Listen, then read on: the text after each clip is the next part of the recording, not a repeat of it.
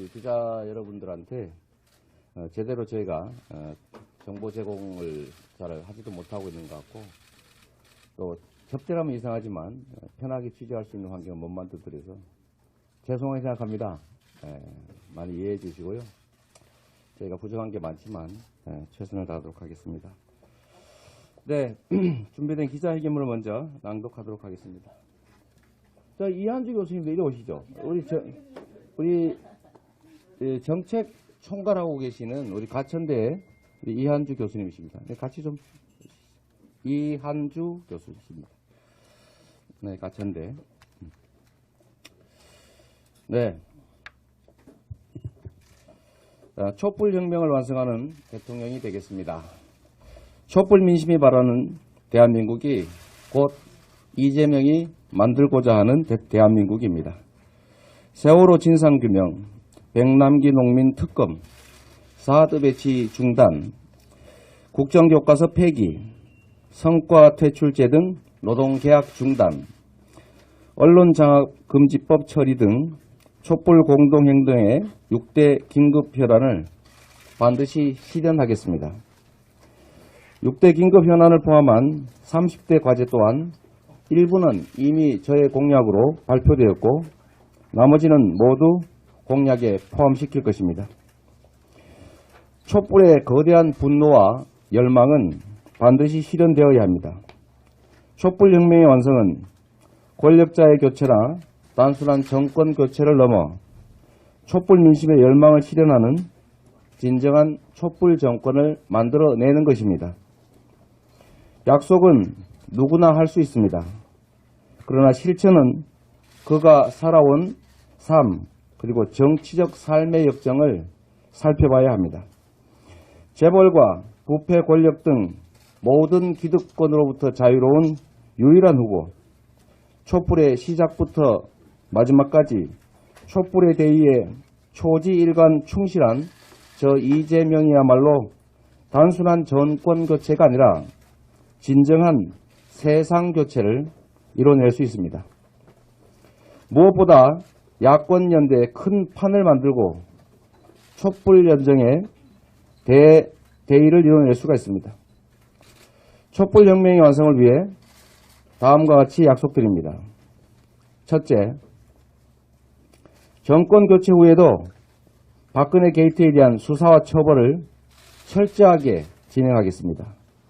그리고 그들이 취한 직간접 범죄 수익은 끝까지 추적해서 마지막 1원까지 환수하겠습니다. 수사 기소권을 가진 세월호 특검법 제정으로 한 토의 의문도 없이 진실을 밝히고 세월호를 조기 인양하겠습니다. 불법으로 폐쇄된 개성공단을 재가동하고 6만여 명 종사자들의 피해를 신속하게 배상하겠습니다. 고의적 불법을 저지른 박근혜 대통령에게 구상 청구를 하겠습니다.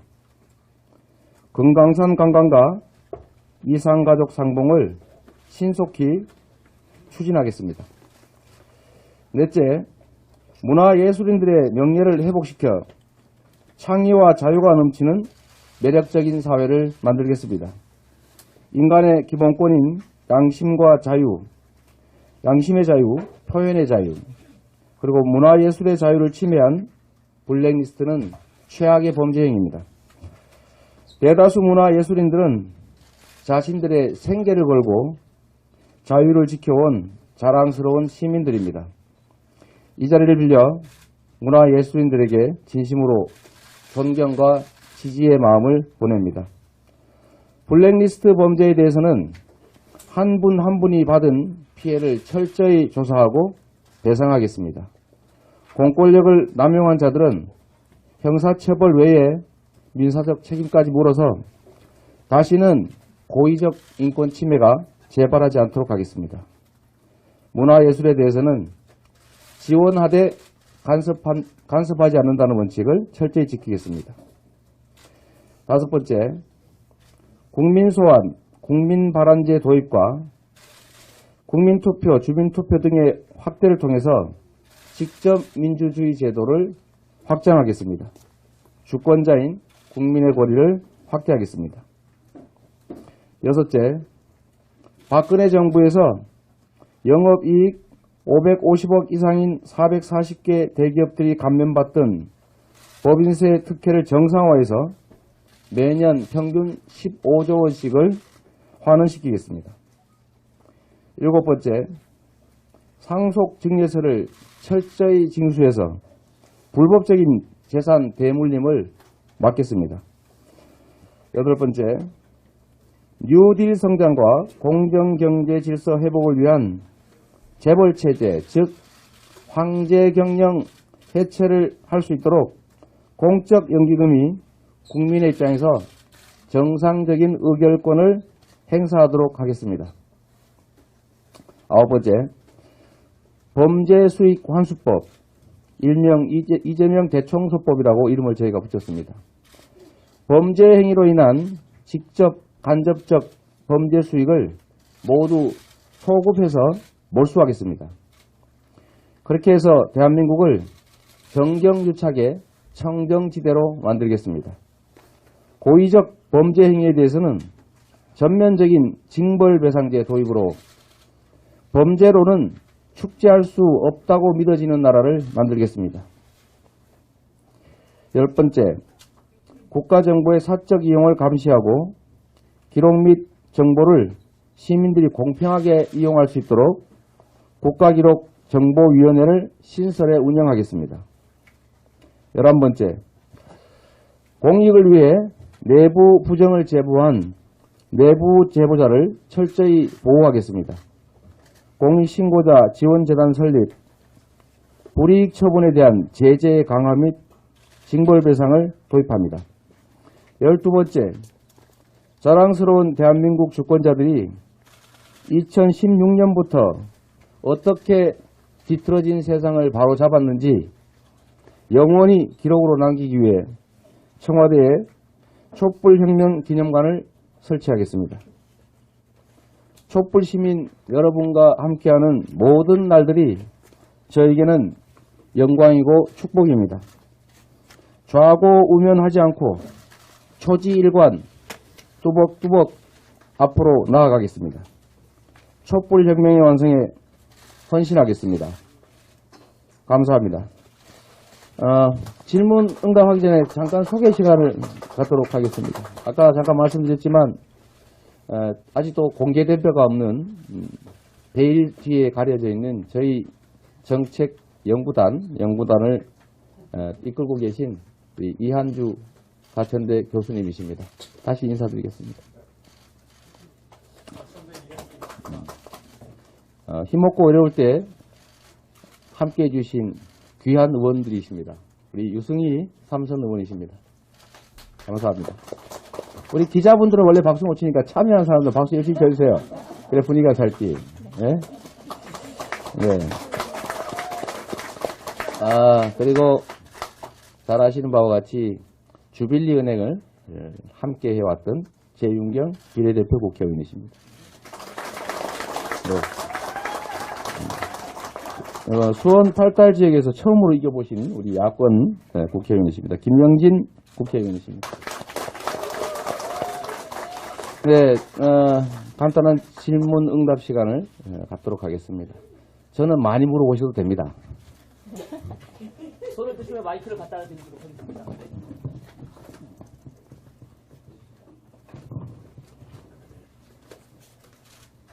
시장님 질문 네, 하나 드리겠습니다.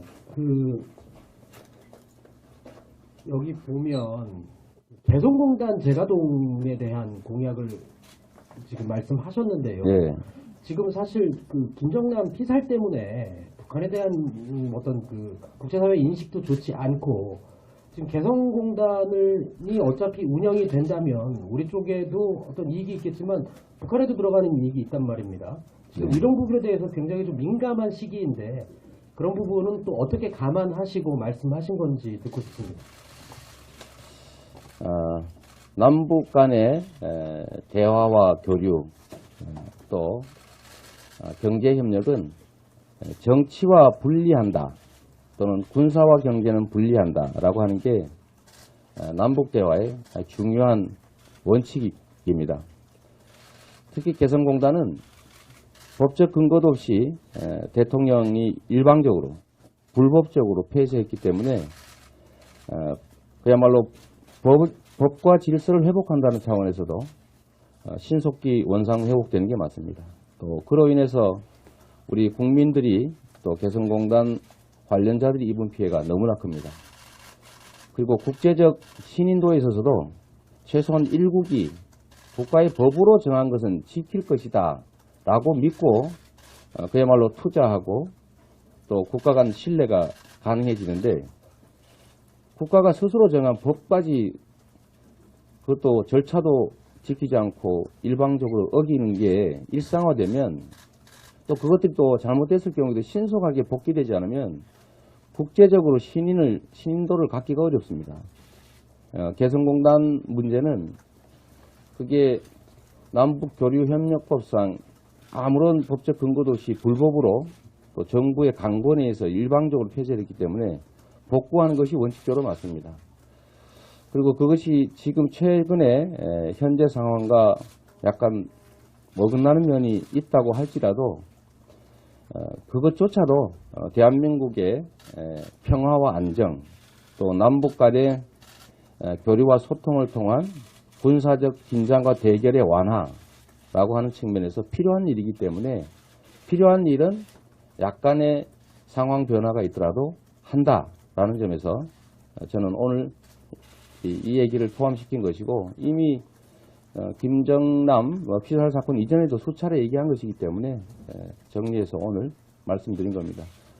국가의 정책이라고 하는 것이 그야말로 잔물결, 작은 변화 때문에 수시로 이리 왔다 저리 왔다 이렇게 변경하게 되면 그거야말로 안정성을 해치는, 또 신뢰를 해치는, 또 국가의 권위, 즉 요즘 많이 유행하는 소위 국격을 훼손하는 일이기 때문에 저는 약간의 변화가 있다고 하더라도 그냥 해야 된다고 생각합니다.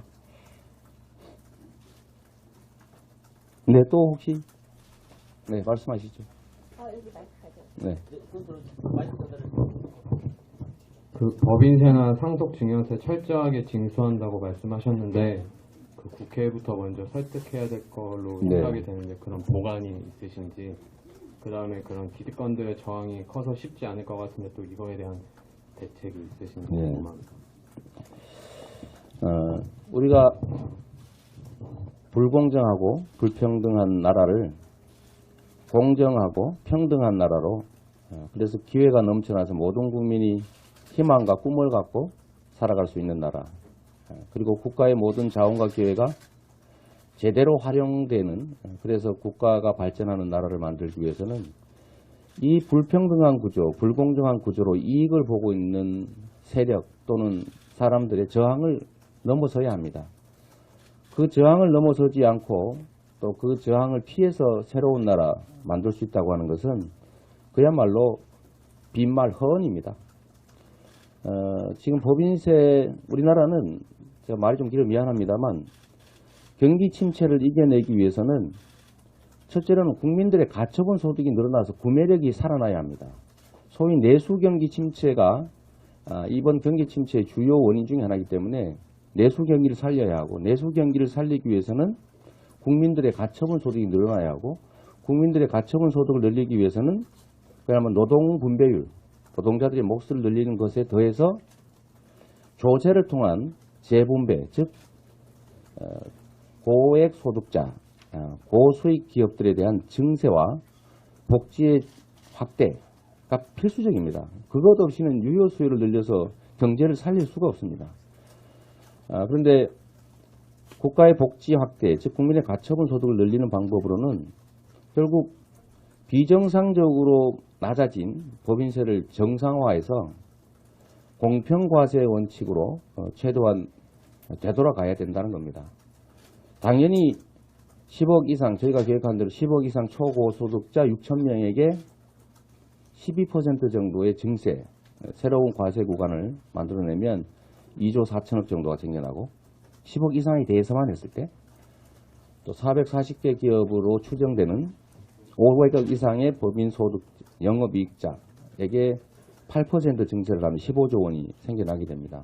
이건 당연히 이 증세 또는 법인세 정상화로 손실을 입게 될 거대한 경제 권력, 우리 사회 소위 기득권자들의 저항이 반드시 수반됩니다. 이 저항을 이겨내는 것이 바로 능력이고 또 그것이 국민의 뜻이기 때문에 저는 국민의 힘을 빌어서 이 문제를 돌파하려고 합니다. 사소한 얘기겠지만 성남에서 제가 민선 5기 시장을 맡고 있을 때는 새누리당이 2석 또는 4석이 많은 압도적 다수였습니다. 첫 1년 동안은 모든 좋은 정책, 모든 좋은 예산은 다 삭감 부결됐습니다. 그래서 그 다음 해부터 제가 한 방법이 국민들, 성남 시민들과 함께 직접 손을 잡고 새누리당 국회의원, 새누리당 시의원 이분들을 직접적으로 시민들의 힘으로 설득하고 압박해서 결국은 제가 하고자 하는 일들 거의 대부분 해냈습니다. 이번 촛불혁명도 사실은 국회는 탄핵하고 싶지 않았습니다. 전체로 봤을 때. 새누리당 의원들이 탄핵하고 싶어서 했겠습니까? 결국 국민들의 그 열정과 에너지 때문에 어쩔 수 없이 국민의 탄핵 찬성률만큼 300명 중에 78% 정확하게 여론조사 탄핵 지지율과 합치하는 숫자의 국회의원 찬성을 끌어냈습니다. 결국 정치는 국민이 하는 것이고 또 국회도 국민이 움직여서 대통령 탄핵 의결까지 할 수 있다는 측면을 보면 국민들이 이 정책에 대해서 공감하고 압도적 다수가 찬성하고 그거를 개정해서 만들어내겠다는 열망이 있으면 안 할 수가 없죠. 결국은 이 개혁 정책을 밀어붙이는 힘은 국민과 소통하고 국민의 신뢰를 얻고 국민의 열망을 조직하는 방식으로 국민의 뜻이 관철되게 하면 가능하다고 생각합니다. 특히 저희가 하고자 하는 기득권에 대한 일부 원상복구, 법인세 정상화, 초고소득자 슈퍼리치에 대한 증세 또는 국토보유세 신설 이런 것들은 압도적 다수 국민에게 혜택이 가는 일이기 때문에 정확하게 정보가 공유되고 설명하고 의견을 수렴한다면 저는 정치권이 거부할 수 없을 것이라고 확신합니다. 또 그렇게 할 수 있어야 됩니다. 또 질문 있으십니까? 네, 앞에 네. MBN 윤범기 기자라고 합니다. 오늘 아침에 지지율이 오랜만에 두 자릿수를 회복했는데 어떻게 평가하시는지 원인이나 두 자릿수 됐어요? 그렇습니다. 제가 8% 이하로 떨어지는 다음부터는 일부러 안 받습니다. 이 상처를 받을까봐. 제가 아무리 무덤덤한 척하고 하지만 아무래도 신경을 안 쓸 수가 없죠. 그래서 그럴 때는 외면하는 것이 좋은 방법이어서 그냥 제가 할 일에 집중했습니다. 지금 10% 넘었다고 하는 보도가 얼핏 저도 오면서 사실은 들었는데 거기에 연연하지 않으려고 합니다. 제가 지지율에 연연하니까 지지율이 떨어지더라고요. 오히려 그냥 제가 하고자 하는 일, 또 국민들에게 보여주고 싶은 저의 모든 면들 이런 것들을 성실히 보여드리고 또 잘 설명하고 또 함께 호흡하고 국민의 뜻이 어디에 있는지를 철저하게 낮은 자세로 찾아내고 그 국민의 뜻을 관철하기 위해서 겸허한 자세로 노력하는 게 국민들의 믿음을 얻는 그런 길이라고 생각이 됩니다.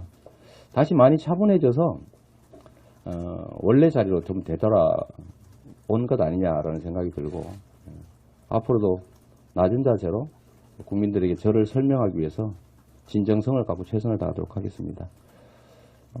감사드립니다. 어쨌든 적은 수겠지만 마음을 좀 바꿔주셨다는 뜻이기도 할 텐데 저에 대한 믿음 이런 것들이 조금 다시 살아나는 것 같아서 저로서도 기쁘고 또 우리 국민들께도 감사드립니다. 네. 네, 시장님 SBS 김용수입니다. 네네. 잘 안 보입니다. 제 기자회견문 잘 읽어봤는데요. 네. 이게 보면 언제나 그렇듯이 이재명 시장의 말을 들으면 네거티브한 룰을 바로 잡아서 공정한 이재명식 공정경제를 만들겠다. 이런 거 네. 굉장히 많이 보이거든요. 선명하고. 근데 거기에 추가해서 포지티브한 무언가를 추가해서 더 발전시키겠다. 이런 부분은 아직도 조금 부족한 게 아닌가라는 생각이 들거든요. 그러니까 뭐 표현은 작살낸다는 표현은 이제 안 쓰시지만 아직도 그런 기조, 네거티브한 룰을 바꾸겠다라는 거 굉장히 많은데 거기에 포지티브한 무언가를 추가하겠다. 이런 건 좀 여전히 부족한 게 아니냐라는 생각이 드는데 어떻게 네. 생각하시는지. 뭐 그 점도 저희도 좀 가능하면 우리 정성호 의원께서 오늘 와주셨습니다. 감사합니다. 네. 뭐 지적하는 말씀이 일리가 있습니다. 저도 포지티브한 얘기로 저의 모든 기자회견문이나 제 발언을 다 채우고 싶습니다. 그런데 이 사회의 현재 최대 과제는 분명하게 정상을 회복하는 것이라고 생각됩니다. 정상을 회복한다고 하는 것은 즉 공정사회를 만든다고 하는 것은 이 불공정한 사회를 극복하고 또는 비정상을 극복하고 또는 불평등하고 불공정한 구조를 이겨내는 거죠. 기존의 기득권 구조를 우리가 이겨내지 않으면 새로운 질서가 사실 불가능합니다. 마치 알을 깨지 않으면 병아리가 될 수 없는 것처럼 말이죠. 그래서 우리가 불공정 경제를 시정해서 공정한 경제로 그야말로 이 정경유착을 넘어서 공정한 정치로 또는 불공정한 사회를 넘어서 공정한 사회로 이게 사실 동전의 양면입니다. 그런데 정치인들은 원래는 네거티브한 좀 부정적인 얘기를 안 하는 게 좋죠. 뭐든지 미래지향적이고 좋은 얘기만 하면 좋은데 그게 일면 저는 책임 회피라고 보기 때문에 그렇습니다. 우리 사회의 가장 큰 과제는 비정상을 극복하는 겁니다. 불공정하고 불합리하고 불법적인 그야말로 어두운 구질서 체제를 극복하고 공정하고 합법적이고 합리적이고 상식적인 그런 새 질서, 정상적인 질서로 가는 거죠. 이 정상적인 질서 속에서 어떤 방법으로 더 나은 세계를 만들 것이냐를 고민할 수 있는 단계로 만드는 게 지금의 과제 같습니다. 저도 거기에 집중하고 싶어요. 그래서 우리 사회가 저는 철저하게 실용주의자라 뭐 보수 진보 이런 거 별로 가리는 거 안 좋아합니다만 그야말로 일반적으로 말하는 것처럼 보수와 진보가 진정으로 경쟁하는 사회가 되면 좋겠어요. 보수와 진보라고 하는 것은 원래는 이 길로 갈 것이냐 저 길로 갈 것이냐 하지만 최종적인 목표는 사실 선이고 좋은 길이죠.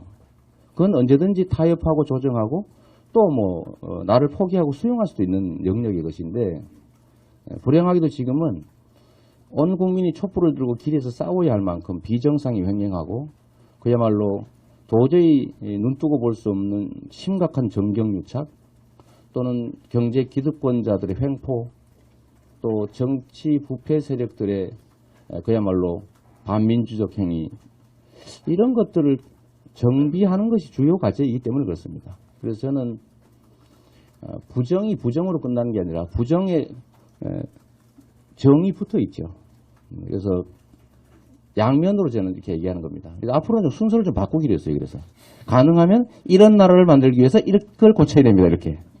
지금까지 주로 이런 걸 고쳐서 이렇게 만들어야 됩니다 했더니 앞에 게 먼저 눈에 띄었던 것 같아요. 아직 여전히 그게 남아있는 것 같습니다. 제가 오늘 지적을 듣고 보니까 그 지적을 제가 겸허히 좀 받아들여서요.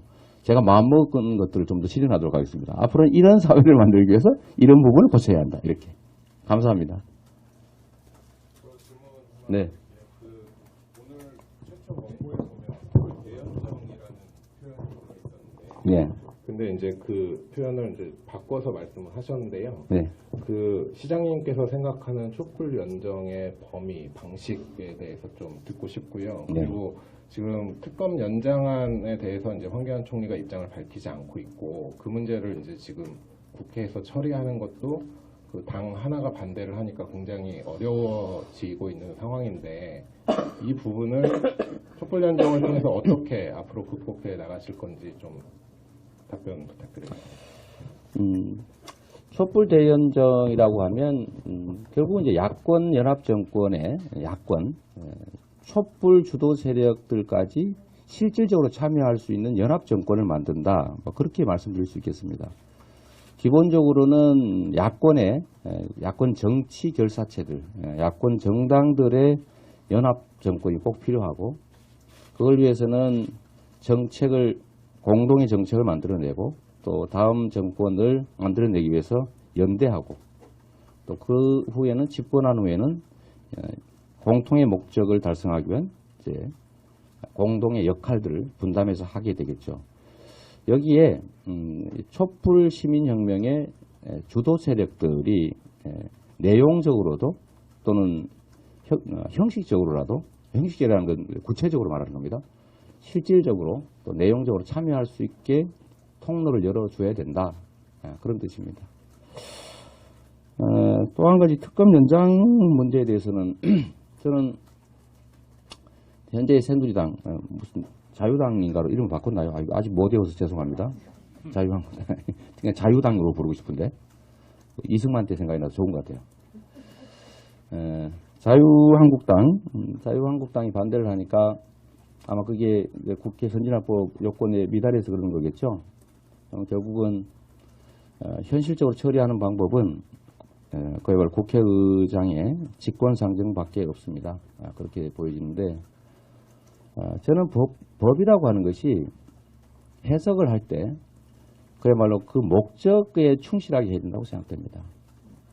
법은 제도 자체가 목적이 아니라 이루고자 하는 그 법 자체의 목적이 있죠. 국민의 의사가, 주권자의 의사가 제대로 반영되는 법을 만들기 위해서 그 제도를 만들어 놨겠죠. 그래서 과거의 사례도 좀 살펴보고 그 목적에 부합하게 해야 되는데, 지금 대통령이 퇴진을 해야 되느냐 마느냐, 그게 국민의힘으로 퇴진이 강제되고 있는 상황이고, 또 대통령을 실제 수사하는, 현직 대통령을 수사하는 대한민국 헌정사 초유의 일이 벌어지고 있는데, 이런 일만큼 중요한 일이 헌정 질서 중에 어디에 있겠느냐라는 측면에서 보면, 저는 국회의장께서 결단을 내려가지고 직권상정을 해주시는 게 맞다고 생각합니다. 테러방지법은 물론 잘못된 사례이긴 하지만 그것조차도 국가안전보장, 긴급사항에 해당된다고 해서 통과시켜서 유효하게 작동하고 있습니다. 나쁜 쪽으로 악용된 사례이긴 하지만 좋은 쪽으로 선용할 전례로 볼 수도 있는 거죠.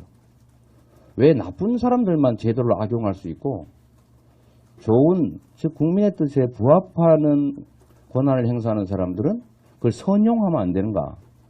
그 질문을 제가 한번 드리고 싶어요.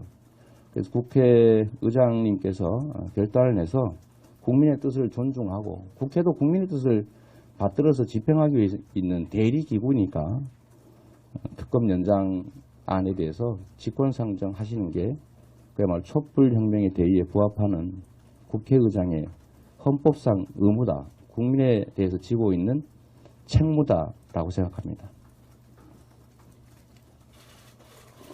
질문 더 있으신 이거 자리가 부족하군요. 술을 더 해야 되겠네요. 괜찮습니다. 저 방금 전에 이제 문재인 전 대표께서 어떤 이제 추가 인재 영입을 발표를 하셨어요. 네. 저희는 좀 어떻게 진행되고 있는지랑 좀 단기간 내에 좀 발표하실 계획이 있는지 좀 여쭙고 싶습니다. 인재 영입. 제가 이제 인재 영입에 대해서 좀 한 말씀을 드리겠습니다. 알았어요. 우리 유승희 의원님 하실 말씀이 많으시죠. 우리가 본선을 치르는 게 아닙니다. 민주당이라고 하는 대한민국 제1당 거대 수권 능력을 가진 거대 정당의 한 역할을 맡을, 후보 역할을 맡을 사람을 뽑고 있는 과정입니다. 그리고 후보가 되면 당의 자원과 역량, 인물, 또 우리 모든 예비 후보들이 가지고 있는 인적 자원들을 포괄해서 모두에게 기회를 주고 당의 입지를 고려해서 당의 요구를 받아들여서 인재를 만들어야죠. 그런데 이게 당의 후보를 뽑는 과정에서 미리 개별 후보들이 다 자기 식구들 다 이렇게 만들어서 소위 인재 영입이라고는 하지만 자기 세력을 확장하는 거 아닙니까? 뭐 나쁘지 않지요. 그러나 그것이 마치 후보가 됐을 때 당에 있는 자원들과 충돌하게 될 때, 부딪히게 될 때 과연 어떤 현상이 벌어질지를 생각해 볼 필요가 있습니다. 그래서 당의 후보를 선정할 때는 그 후보 개인의 역량과 또 실적과 철학과 비전 이런 걸 봐야지 그 주변에 얼마나 많은 사람을 끌어들였느냐로 판단하게 되면 사실은 이게 정당 정치에 반하지요. 정당이 부수적인 끌려다니는 도구가 아니지 않습니까? 분명히 해야 될 것은 정당을 마치 우리가 거대한 아주 쉽게 예를 들면 로봇 태권브이 같은 거라고 볼 수 있죠. 엄청난 인력과 권력과 조직을 갖추고 있습니다. 그 당을 지휘할 조정관을 잡을 철수와 영리 중에서 누구를 고르는데 그 중에 철수가 온갖 갑옷에다가 온갖 무기, 장비 막 다 챙기고 있는데 그 조정관을 잡히면 어떻게 되겠습니까? 조정관을 잡을 역량이 되느냐를 가지고 따져야지 얼마나 많은 장비를 갖췄느냐로 따지면 로봇 태권부인 의미가 없죠. 정당은 의미가 없어집니다.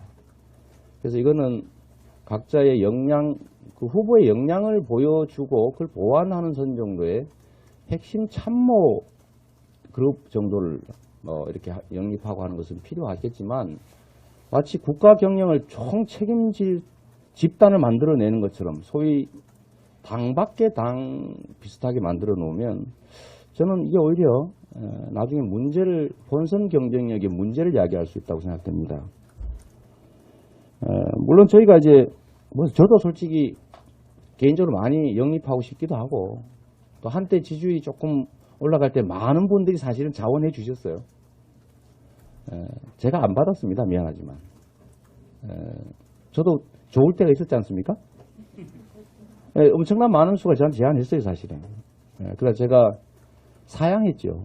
이름만 대면 알만한 분들 엄청나게 많았습니다.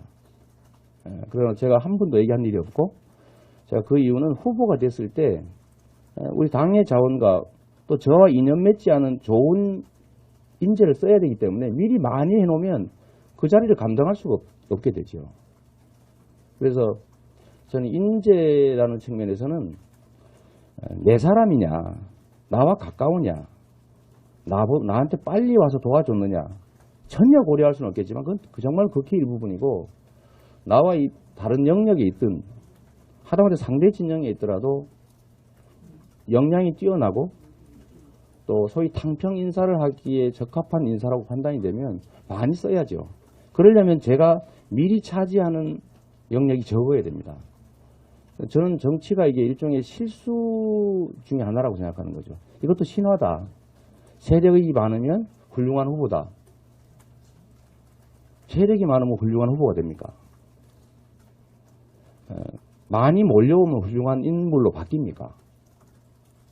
저는 아니라고 생각해요. 오히려 그걸 잘 제어하는 것이 우리는 잘하는 것이라고 생각되고 특히 실질적으로 현장 정치에서 그런 경험을 여러분도 많이 보셨을 겁니다. 기자분들께서도. 이게 사람은 좋은데 어느 날 보니까 주변에 사람이 이상한 사람들이 잔뜩 모여가지고 망가지는 경우가 많습니다. 실제로 봤죠. 또 그와 비슷하게 소위 인해 장막, 그야말로 과도한 측근들, 숫자 이런 건 오히려 정당 정치에 또 민주주의에 조금은 좀 불부합할 측면이 있다. 과도하면. 그런 말씀 드리고 싶습니다. 그리고 우리 인재는 얼마나 훌륭합니까? 좋은 분들만 다 모셨고요. 그리고 현대전은 제가 자주 말씀드리지만 숫자로 하는 게 아니죠. 현대전은 스마트하게 하는 겁니다. 스마트하게. 당 중심으로. 특히 대한민국은 민주공화국이고 정당 정치를 하는 곳이니까 당 중심으로 선거를 치르기 위해서 자신의 것을 조금씩 내려놔야죠, 오히려. 네. 뭐 촛불혁명 공약서 인재 영입 지지율까지 많은 질문 들어봤는데요. 계속하신 의원님 교수님들 중에서 한 말씀 그럴까요? 뭐 보완해서 한 말씀 하시죠. 한 말씀 하시죠. 좌장께서 한 말씀 하시겠습니다. 좌장은요, 제가 그냥 심부름꾼입니다.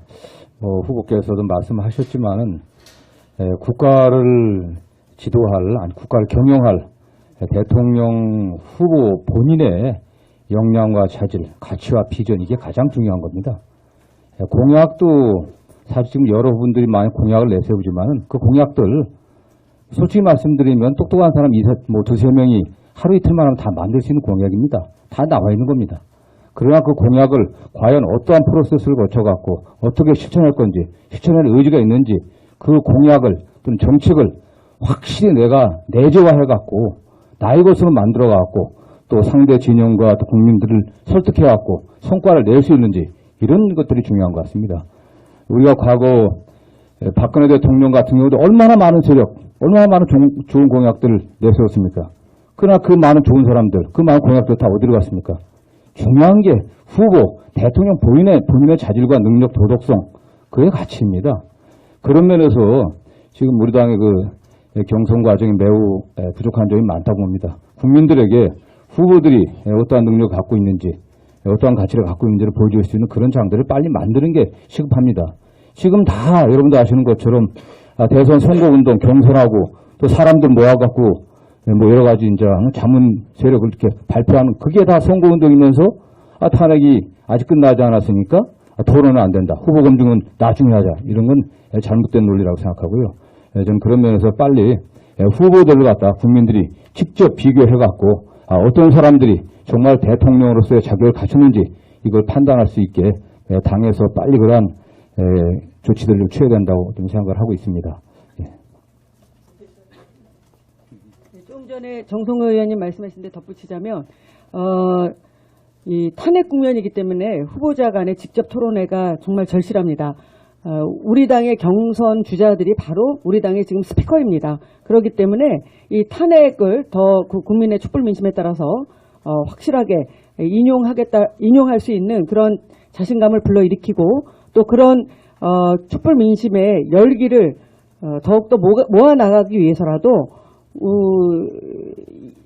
이득과 불이익을 따지지 말고 후보자 간의 경선 과정에 있어서의 열띤 토론회를 빨리 조속히 열 것을 촉구드립니다. 그리고 아울러서 후보자 검증이 진짜 굉장히 절실합니다. 그런 측면에서 봤을 때는 지금 공정사회 건설을 위해서 지금 수많은 이런 적폐, 그동안 수십 년 동안 쌓아진 그런 적폐를 청산할 수 있는 적임자가 누구인가라고 하는 것에 대해서는 반드시 검증 절차가 필요합니다. 그러기 위해서는 후보자 검증위원회 설치도 촉구하는 바입니다. 이상입니다.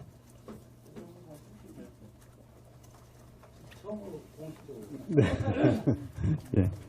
아까 그 SBS 기자분께서 그러셨습니다.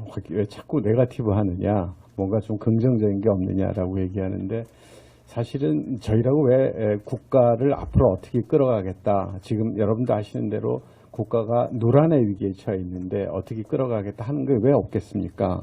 저희들이 이제 되게 다 준비되어 있는 그런 상황임에도 불구하고 현재는 촛불에 더 집중할 때 현재의 전국상이 촛불이 제도화되는 과정에서 좀 이완된 감은 있지만 여전히 굉장히 위험하고 굉장히 긴급한 상황이다라고 하는 점에 대한 후보와 캠프 진영의 위기가 반영되어 있는 거다. 이렇게 말씀드릴 수 있겠습니다.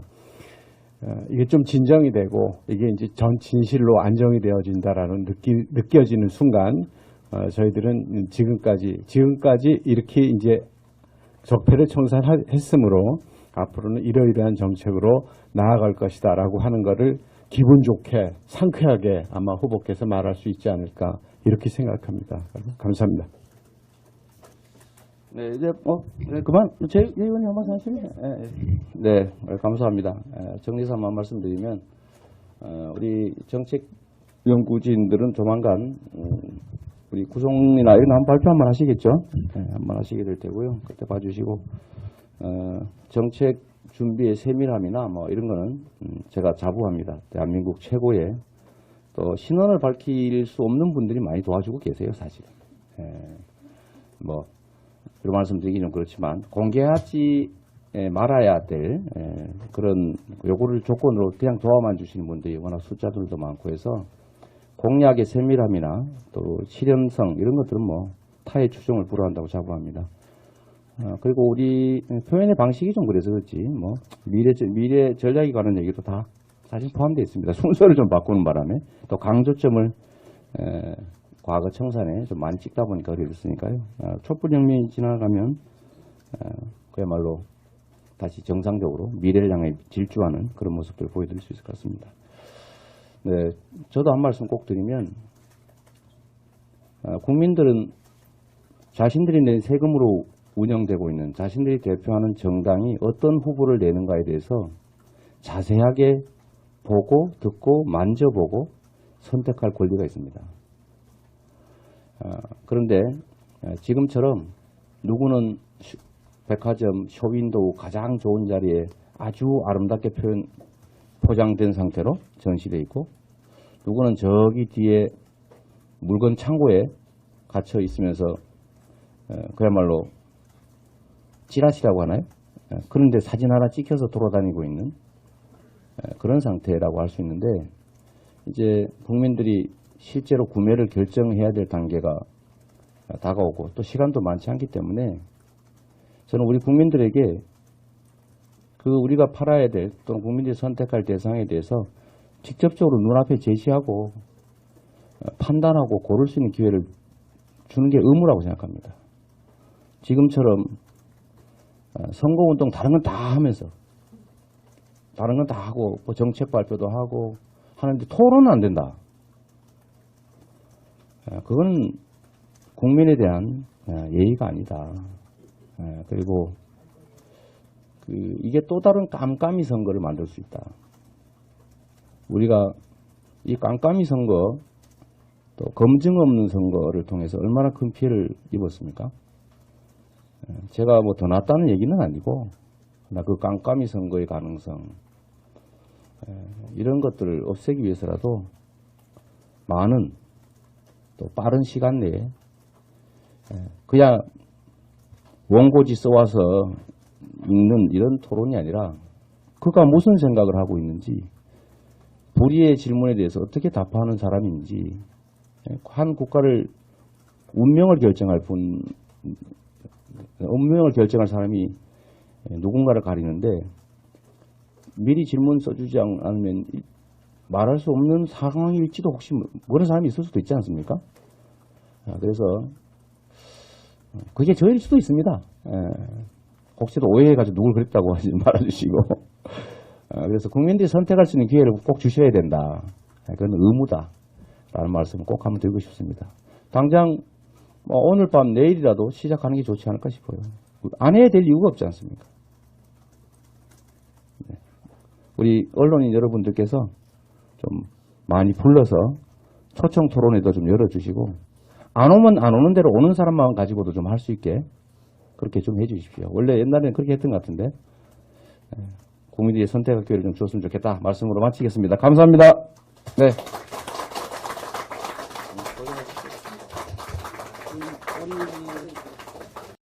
한 분 한 분이 받은 피해를 철저히 조사하고 배상하겠습니다. 공권력을 남용한 자들은 형사처벌 외에 민사적 책임까지 물어서 다시는 고의적 인권 침해가 재발하지 않도록 하겠습니다. 문화예술에 대해서는 지원하되 간섭하지 않는다는 원칙을 철저히 지키겠습니다. 다섯 번째, 국민소환, 국민발안제 도입과 국민투표, 주민투표 등의 확대를 통해서 직접 민주주의 제도를 확장하겠습니다. 주권자인 국민의 권리를 확대하겠습니다.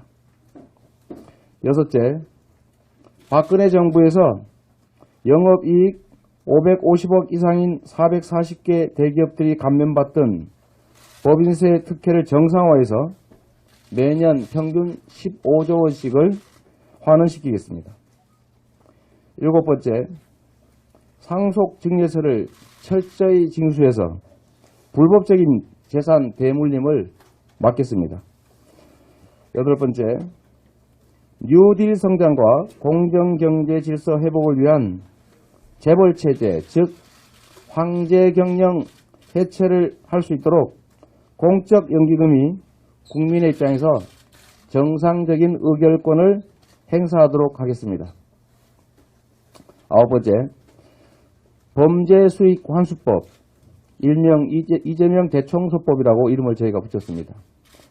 범죄 행위로 인한 직접 간접적 범죄 수익을 모두 소급해서 몰수하겠습니다. 그렇게 해서 대한민국을 정경유착의 청정지대로 만들겠습니다. 고의적 범죄 행위에 대해서는 전면적인 징벌배상제 도입으로 범죄로는 축제할 수 없다고 믿어지는 나라를 만들겠습니다. 10번째, 국가정보의 사적 이용을 감시하고 기록 및 정보를 시민들이 공평하게 이용할 수 있도록 국가기록정보위원회를 신설해 운영하겠습니다. 11번째, 공익을 위해 내부 부정을 제보한 내부 제보자를 철저히 보호하겠습니다. 공익신고자 지원재단 설립, 불이익 처분에 대한 제재 강화 및 징벌배상을 도입합니다. 12번째, 자랑스러운 대한민국 주권자들이 2016년부터 어떻게 뒤틀어진 세상을 바로잡았는지 영원히 기록으로 남기기 위해 청와대에 촛불혁명 기념관을 설치하겠습니다. 촛불시민 여러분과 함께하는 모든 날들이 저에게는 영광이고 축복입니다. 좌고우면하지 않고 초지일관 뚜벅뚜벅 앞으로 나아가겠습니다. 촛불혁명의 완성에 헌신하겠습니다. 감사합니다. 질문 응답하기 전에 잠깐 소개 시간을 갖도록 하겠습니다. 아까 잠깐 말씀드렸지만 아직도 공개 대표가 없는 베일 뒤에 가려져 있는 저희 정책연구단을 이끌고 계신 우리 이한주 가천대 교수님이십니다. 다시 인사드리겠습니다. 힘없고 어려울 때 함께해 주신 귀한 의원들이십니다. 우리 유승희 삼선 의원이십니다. 감사합니다. 우리 기자분들은 원래 박수 못 치니까 참여한 사람들 박수 열심히 쳐주세요. 그래 분위기가 살지. 네? 네.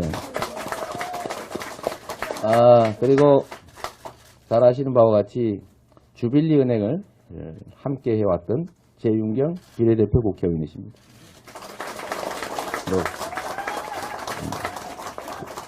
살아갈 수 있는 나라.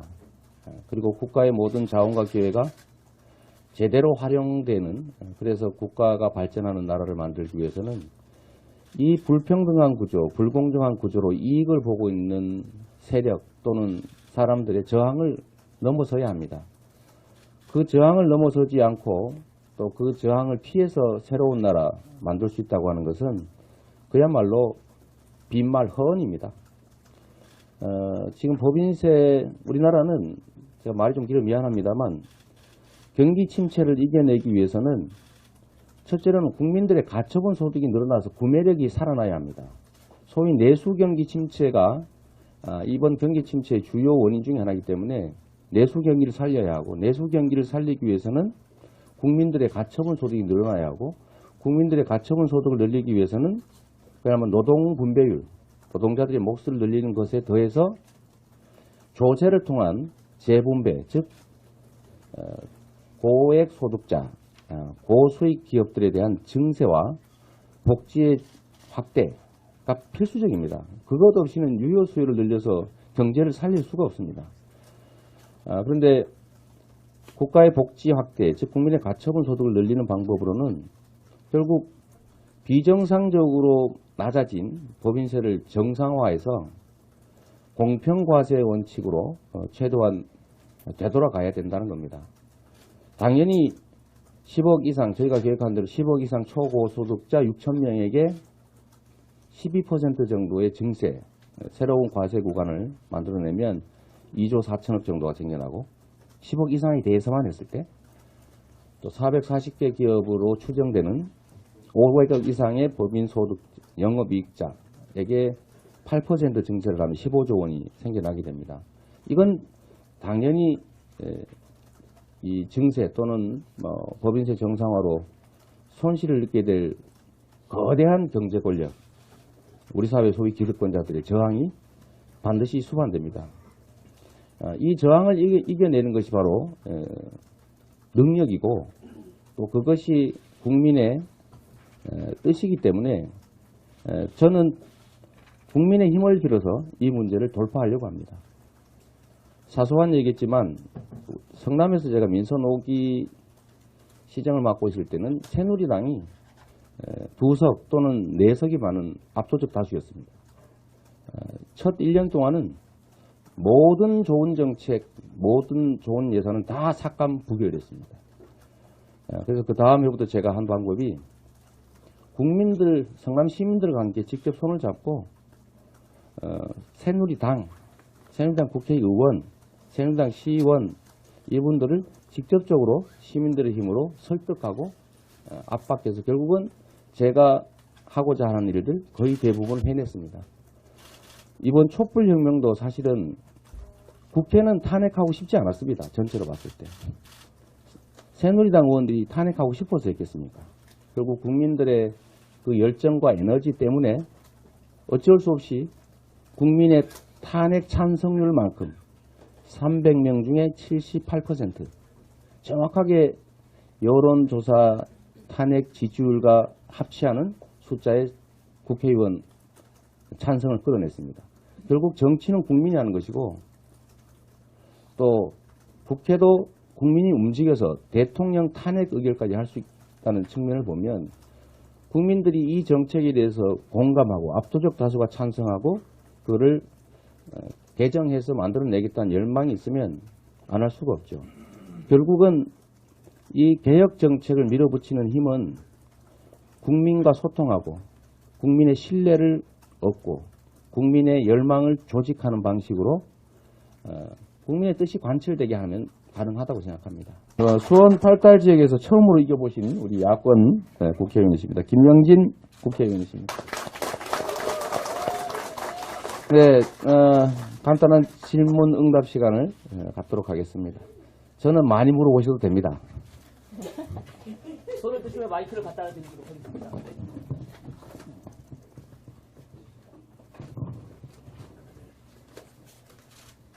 시장님 질문 하나 네. 드리겠습니다.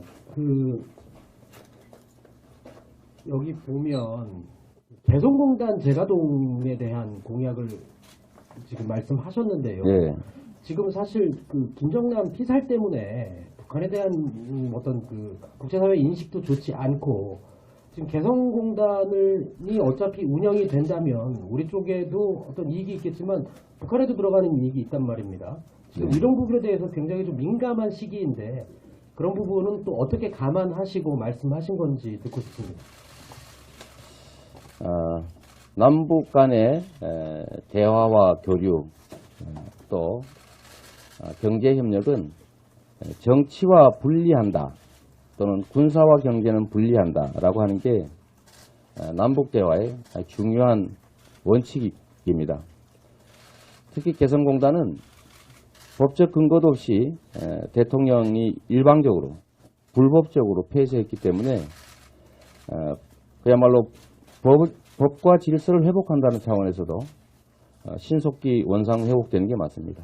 또 그로 인해서 우리 국민들이 또 개성공단 관련자들이 입은 피해가 너무나 큽니다. 그리고 국제적 신인도에 있어서도 최소한 1국이 국가의 법으로 정한 것은 지킬 것이다 라고 믿고 그야말로 투자하고 또 국가 간 신뢰가 가능해지는데 국가가 스스로 정한 법까지 그것도 절차도 지키지 않고 일방적으로 어기는 게 일상화되면 또 그것들이 또 잘못됐을 경우에도 신속하게 복귀되지 않으면 국제적으로 신인도를 갖기가 어렵습니다. 개성공단 문제는 그게 남북교류협력법상 아무런 법적 근거도 없이 불법으로 또 정부의 강권에 의해서 일방적으로 폐쇄됐기 때문에 복구하는 것이 원칙적으로 맞습니다.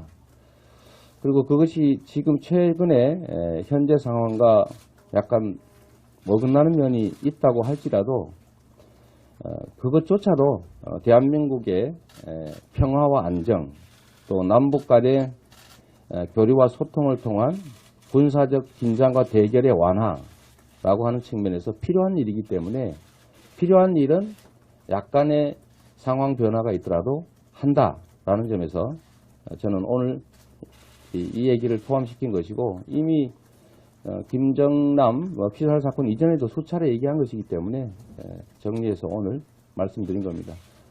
국가의 정책이라고 하는 것이 그야말로 잔물결, 작은 변화 때문에 수시로 이리 왔다 저리 왔다 이렇게 변경하게 되면 그거야말로 안정성을 해치는 또 신뢰를 해치는 또 국가의 권위, 즉 요즘 많이 유행하는 소위 국격을 훼손하는 일이기 때문에 저는 약간의 변화가 있다고 하더라도 그냥 해야 된다고 생각합니다. 네, 또 혹시 네 말씀하시죠. 여기 마이크 가져. 네. 그 법인세나 상속 증여세 철저하게 징수한다고 말씀하셨는데 그 국회부터 먼저 설득해야 될 걸로 네. 생각이 되는데 그런 보관이 있으신지 그 다음에 그런 기득권들의 저항이 커서 쉽지 않을 것 같은데 또 이거에 대한 대책이 있으신지 네. 궁금합니다. 우리가 불공정하고 불평등한 나라를 공정하고 평등한 나라로 그래서 기회가 넘쳐나서 모든 국민이 희망과 꿈을 갖고 특히 저희가 하고자 하는 기득권에 대한 일부 원상복구, 법인세 정상화, 초고소득자 슈퍼리치에 대한 증세 또는 뭐 국토보유세 신설 이런 것들은 압도적 다수 국민에게 혜택이 가는 일이기 때문에 정확하게 정보가 공유되고 설명하고 의견을 수렴한다면 저는 정치권이 거부할 수 없을 것이라고 확신합니다. 또 그렇게 할 수 있어야 됩니다. 또 질문 있으십니까? 네, 앞에 네. MBN 윤범기 기자라고 합니다. 그 오늘 아침에 지지율이 오랜만에 두 자릿수를 회복했는데 뭐 어떻게 평가하시는지 뭐 원인이나 두 자릿수 됐어요? 그렇습니까? 제가 8% 이하로 떨어지는 다음부터는 일부러 안 받습니다. 이 상처를 받을까봐. 제가 아무리 무덤덤한 척하고 하지만 아무래도 신경을 안 쓸 수가 없죠. 그래서 그럴 때는 외면하는 것이 좋은 방법이어서 그냥 제가 할 일에 집중했습니다. 지금 10% 넘었다고 하는 보도가 뭐 얼핏 저도 오면서 사실은 들었는데 거기에 연연하지 않으려고 합니다. 제가 지지율에 연연하니까 지지율이 떨어지더라고요. 오히려 그냥 제가 하고자 하는 일, 또 국민들에게 보여주고 싶은 저의 모든 면들 이런 것들을 성실히 보여드리고 또 잘 설명하고 또 함께 호흡하고 국민의 뜻이 어디에 있는지를 철저하게 낮은 자세로 찾아내고 그 국민의 뜻을 관철하기 위해서 겸허한 자세로 노력하는 게 국민들의 믿음을 얻는 그런 길이라고 생각이 됩니다. 다시 많이 차분해져서 원래 자리로 좀 되돌아온 것 아니냐라는 생각이 들고 앞으로도 낮은 자세로 국민들에게 저를 설명하기 위해서 진정성을 갖고 최선을 다하도록 하겠습니다. 감사드립니다. 어쨌든 적은 수겠지만 마음을 좀 바꿔주셨다는 뜻이기도 할 텐데 저에 대한 믿음 이런 것들이 조금 다시 살아나는 것 같아서 저로서도 기쁘고 또 우리 국민들께도 감사드립니다. 네. 네, 시장님 SBS 김용수입니다. 네네. 잘 안 보이네. 제 기자회견문 잘 읽어봤는데요. 네. 이게 보면 언제나 그렇듯이 이재명 시장의 말을 들으면 네거티브한 룰을 바로 잡아서 공정한 이재명식 공정경제를 만들겠다. 이런 거 네. 굉장히 많이 보이거든요. 선명하고. 근데 거기에 추가해서 포지티브한 무언가를 추가해서 더 발전시키겠다. 이런 부분은 아직도 조금 부족한 게 아닌가라는 생각이 들거든요. 그러니까 뭐 표현은 작살낸다는 표현은 이제 안 쓰시지만 아직도 그런 기조, 네거티브한 룰을 바꾸겠다라는 거 굉장히 많은데 거기에 포지티브한 무언가를 추가하겠다. 이런 걸 좀 여전히 부족한 게 아니냐라는 생각이 드는데 어떻게 네. 생각하시는지. 뭐 그 점도 저희도 좀 가능하면 우리 정성호 의원께서 오늘 와주셨습니다. 감사합니다. 네. 뭐 지적하는 말씀이 일리가 있습니다. 저도 포지티브한 얘기로 저의 모든 기자회견문이나 제 발언을 다 채우고 싶습니다. 그런데 이 사회의 현재 최대 과제는 분명하게 정상을 회복하는 것이라고 생각됩니다. 정상을 회복한다고 하는 것은 즉 공정사회를 만든다고 하는 것은 이 불공정한 사회를 극복하고 또는 비정상을 극복하고 또는 불평등하고 불공정한 구조를 이겨내는 거죠. 기존의 기득권 구조를 우리 기자 여러분들한테 제대로 저희가 정보 제공을 잘 하지도 못하고 있는 것 같고 또 적절하면 이상하지만 편하게 취재할 수 있는 환경을 못 만들어드려서 죄송하게 생각합니다. 많이 이해해 주시고요. 저희가 부족한 게 많지만 최선을 다하도록 하겠습니다. 네, 준비된 기자회견문을 먼저 낭독하도록 하겠습니다. 자, 이한주 교수님도 이리 오시죠. 우리 정책 총괄하고 계시는 우리 가천대 우리 이한주 교수님이십니다. 네, 같이 좀 이한주 교수님입니다. 네, 가천대. 네. 촛불혁명을 완성하는 대통령이 되겠습니다. 촛불 민심이 바라는 대한민국이 곧 이재명이 만들고자 하는 대한민국입니다. 세월호 진상규명, 백남기 농민 특검, 사드 배치 중단, 국정교과서 폐기, 성과 퇴출제 등 노동계약 중단, 언론장악금지법 처리 등 촛불 공동행동의 6대 긴급현안을 반드시 실현하겠습니다. 6대 긴급현안을 포함한 30대 과제 또한 일부는 이미 저의 공약으로 발표되었고 나머지는 모두 공약에 포함시킬 것입니다. 촛불의 거대한 분노와 열망은 반드시 실현되어야 합니다. 촛불혁명의 완성은 권력자의 교체나 단순한 정권 교체를 넘어 촛불 민심의 열망을 실현하는 진정한 촛불 정권을 만들어내는 것입니다. 약속은 누구나 할 수 있습니다.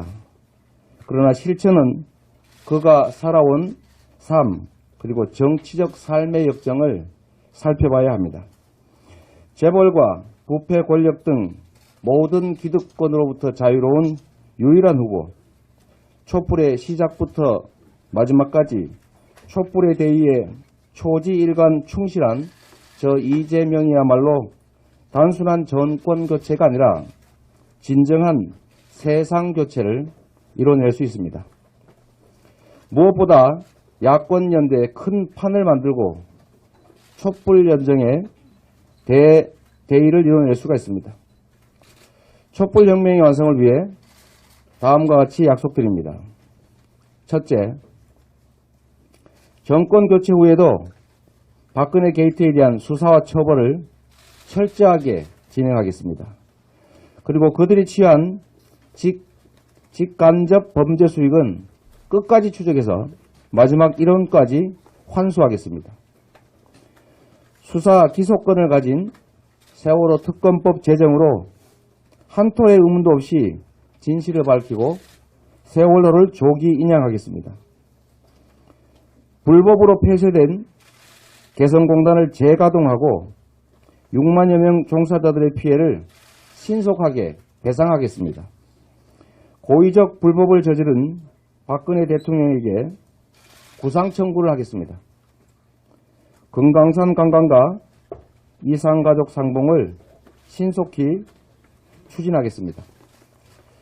넷째, 문화예술인들의 명예를 회복시켜 창의와 자유가 넘치는 매력적인 사회를 만들겠습니다. 인간의 기본권인 양심과 자유, 양심의 자유, 표현의 자유, 그리고 문화예술의 자유를 침해한 블랙리스트는 최악의 범죄 행위입니다. 대다수 문화예술인들은 자신들의 생계를 걸고 자유를 지켜온 자랑스러운 시민들입니다. 이 자리를 빌려 문화예술인들에게 진심으로 존경과 지지의 마음을 보냅니다. 블랙리스트 범죄에 대해서는